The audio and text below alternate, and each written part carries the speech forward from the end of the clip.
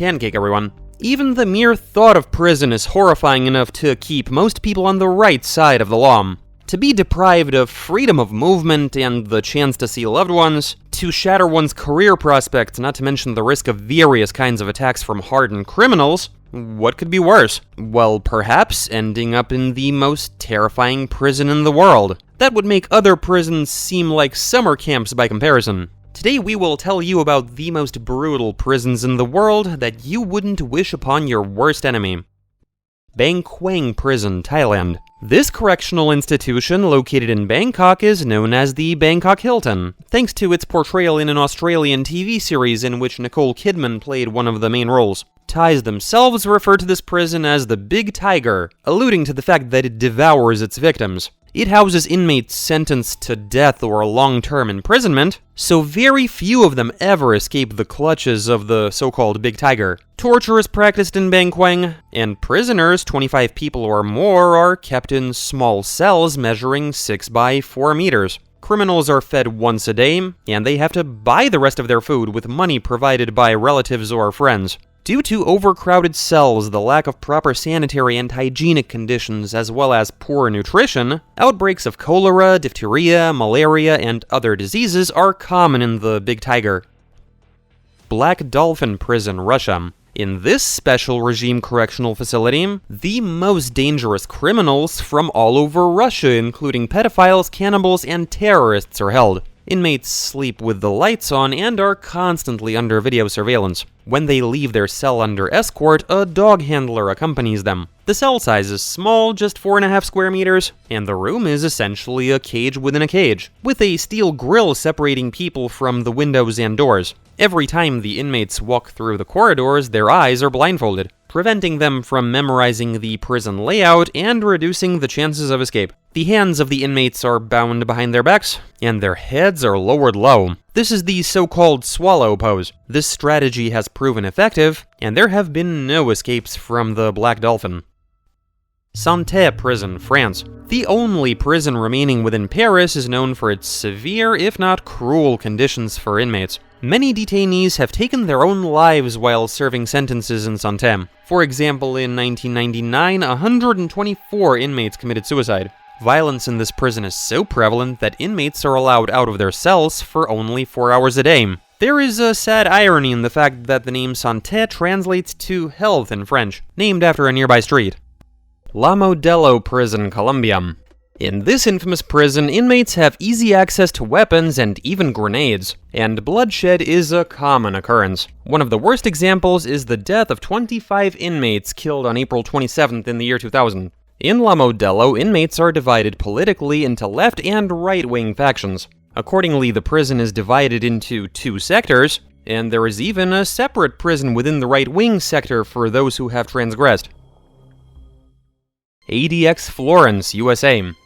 Once, the most impregnable prison in the USA was considered to be Alcatraz, located on the island of the same name in the San Francisco Bay. It was where society's top enemies were held, including figures like Al Capone. However, even from there, successful escapes occurred, despite all security measures and treacherous cold currents in the sea. In 1963, Alcatraz ceased operations and eventually turned into a major tourist attraction. Dangerous criminals were relocated to several facilities with the highest level of security. Most of them were sent to a new institution called Marion in the state of Illinois. It was in Marion where certain principles were initially tested, which were later perfected at ADX Florence. Initially, there were attempts to rehabilitate prisoners through special psychological programs, but eventually Marion implemented the control unit system, which meant that the most dangerous inmates were kept in complete isolation for 23 out of the 24 hours in a day. However, this did not prevent a violent incident. On October 22, 1983, within a few hours of each other, 2 inmates belonging to the Aryan Brotherhood group killed 2 guards at the facility. This led to the creation of a new level of prison security. If the highest level used to be maximum, After the 1983 incidents, Supermax was introduced. The first Supermax was Marion itself. However, the Federal Bureau of Prisons recognized the need to build such a facility from scratch, specifically designed according to the new principles rather than forced to transform existing ones. The location chosen was in the vicinity of the town of Florence in Colorado, and this was not a random choice. Florence is located in Fremont County, roughly in the center of the rectangular state, and about 160 kilometers away from Denver, the state's capital and largest city. And the local economy of Fremont County revolves around prison services. Currently, the county is home to 15 correctional facilities of different categories, and the inmates they house account for up to 20% of the county's population. The super maximum security prison ADX Florence became a part of the Federal Correctional Complex, which also includes institutions with softer security measures. It was built for $60 million, and the land for the facility was purchased by the county itself, as the construction of another prison guaranteed around 900 new jobs for local residents. ADX Florence was put into operation on January 10, 1995, and after the reorganization of Marion in 2006 into a medium security facility, it remained the only one of its kind in the United States.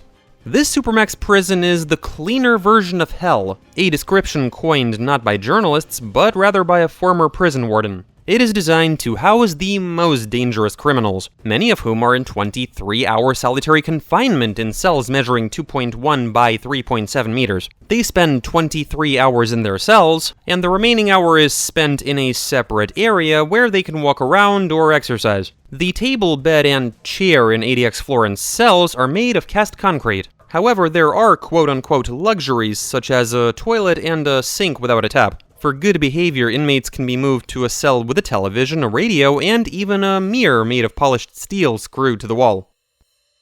La Sabaneta Prison, Venezuela.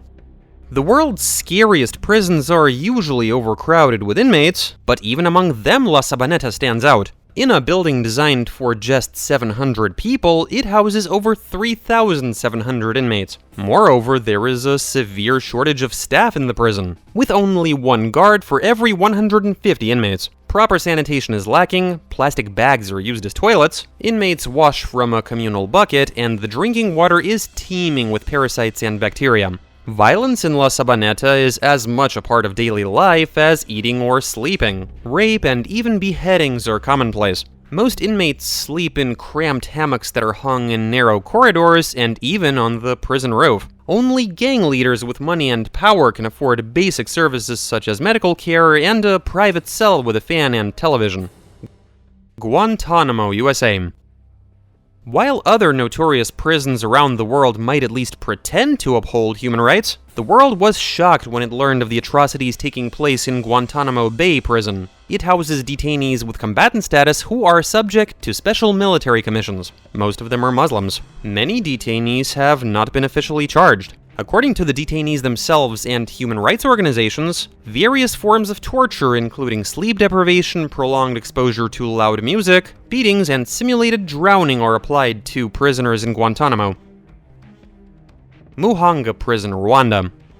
This is the most overcrowded prison in the world. About 7,000 inmates are housed in a facility designed for only 400 people. However, in a country like Rwanda, where 500,000 people were killed in a genocide, prison conditions are not the focus of most citizens' attention. Many of the people in Muhanga prison have no choice but to stand all day, and they have to sleep closely packed together due to chronic overcrowding. The congestion is so severe that many inmates die from suffocation and diseases before their release day. Like in most other worst prisons in the world, sanitary and hygienic conditions in Muhanga are practically non-existent. Because the floor is covered with filth, many inmates suffer from leg infections, which are often treated by amputating their feet or toes.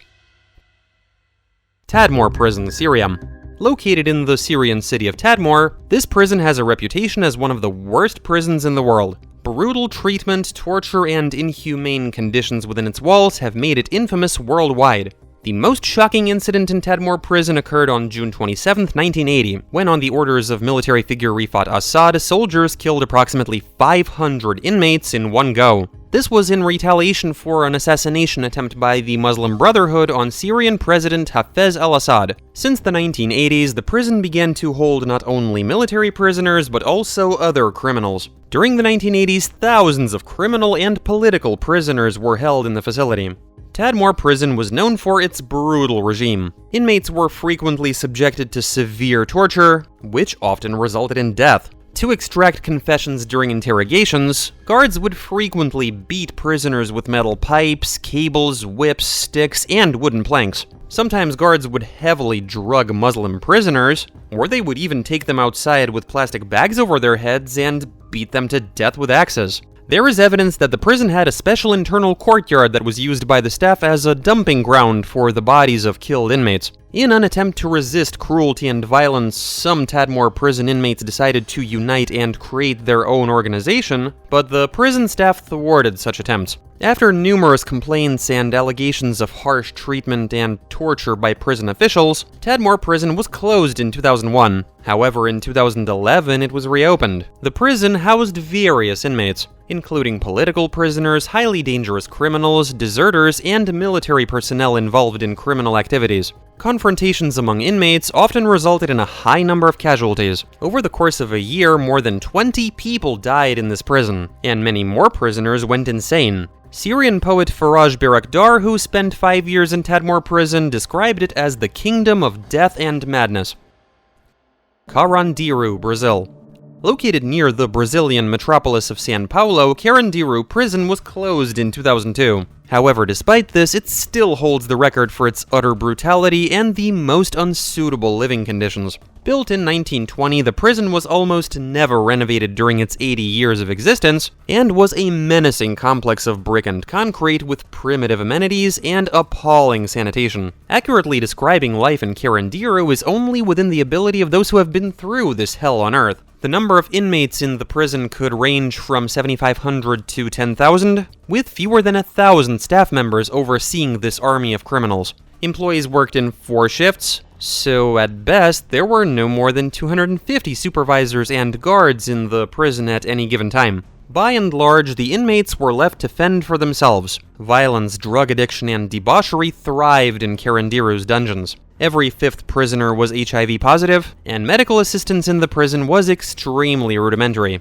Many Carandiro inmates died from diseases, injuries sustained in conflicts with fellow inmates, or even suicide. During operations in the prison hospital, anesthesia was often overlooked, and considering the prevailing filth in the wards, surviving a serious illness was exceedingly difficult.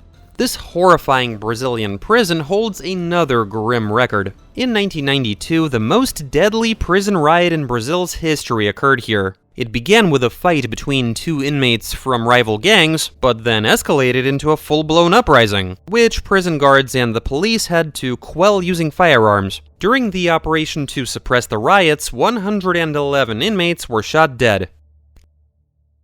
Camp 22, North Korea. Inside Camp 22, there are approximately 50,000 inmates, most of whom have been sentenced to life imprisonment for criticizing the North Korean government. What is even more shocking is that Camp 22 is just one of 30 such concentration camps operating in North Korea. The conditions in the world's most terrifying prison are deliberately made as horrifying as possible. Starvation is the norm, and all inmates are forced to work, essentially serving as slaves of the state, performing heavy physical labor for free. There are even reports of human experiments being conducted in North Korean political prisoner camps. In one of the official UN reports on human rights violations in North Korea, the situation in the camps was compared to the crimes of the Nazis in Germany during World War II. The camp was built in the mid-1960s, and later expanded to cover 225 square kilometers. The camp was surrounded by electrified barbed wire with a voltage of 3,000 volts. More than 1,000 guards armed with rifles, hand grenades, and dogs watched over the inmates. In 1990, the camp housed about 50,000 prisoners. None of the inmates in Hwaryong ever gained their freedom, as only those sentenced to life imprisonment were brought here. Hwaryong accommodated not just the convicts themselves, but also members of their families, because in North Korea the relatives of a convict are considered criminals just like the convict. Detainees themselves worked in a coal mine, while their wives and kids lived in one of 4 agricultural settlements within the camp and toiled in the fields. A former camp guard named An Myung-chol described the living conditions in the camp as extremely harsh and life-threatening. His first visit to the camp shocked him. The inmates looked like walking skeletons dressed in tattered rags. Almost every third inmate had injuries inflicted by the guards. According to An Myung-chol, around 2,000 prisoners had missing limbs. Even inmates using crutches were required to work. The camp's daily ration consisted of 180 grams of corn, without any other vegetables, let alone meat. Each prisoner received 2 of these rations per day. Each year, 1,500 to 2,000 people died of starvation in the camp, and new inmates were brought in to replace them. Starting at the age of 6, the children of convicts were required to work in the fields alongside their mothers. Many of these children died of hunger before even reaching the age of 10. Inmates sent to the concentration camp without their families lived in barracks with 100 people in one room. As a reward for good work, families were allowed to live together in one room or a small house without running water. The workday in the camp began at 5 a.m. and ended at 8 p.m. After work, re-education sessions were held. The only day off for inmates was New Year's Day. Camp guards treated the inmates as class enemies who needed to be eliminated as soon as possible. Therefore, death awaited anybody who committed any sort of offense or disobedience. Another former guard from Camp Number 22, Kwan Hyeok, recounted that he was once ordered to execute 31 people at once because one inmate attempted to escape. According to Kwan, public executions in the camp were conducted every week in the 1980s. In the 1990s, however, executions were carried out covertly, out of the sight of other inmates. So these prisons represent the height of inhumanity and operate outside all rules, which is associated with the people who inhabit them. Such methods of subduing people send shivers down the spine and serve as a strong deterrent against breaking the law. Which prison do you consider the most horrifying? Share your thoughts in the comments. And that's it for now. This is Pancake with you as usual, wishing everyone a good mood and a fair wind. See you soon.